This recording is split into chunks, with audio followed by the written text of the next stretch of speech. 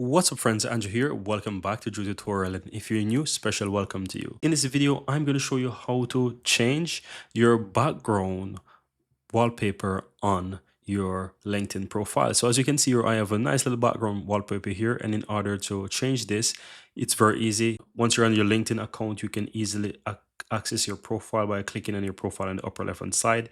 It's going to take you over to this page here where you can change it or you can edit it. So if you look towards the upper right hand side, you have a pencil icon. You can click on that and you can click on edit cover.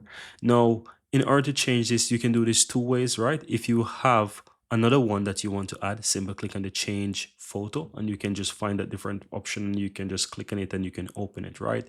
In my case, this is the same one. However, if you want to use one of the default ones that come within the LinkedIn, you can also do that. But in order to do that, you can simply delete the one that you have here. Just simply click on delete, and that's going to remove it entirely. Now you want to use one of the one that LinkedIn offers, just simply click the camera icon at the top, click on add cover, and you will see some of those ones that are powered by Lumi AI. So you can choose one of those ones that you have here.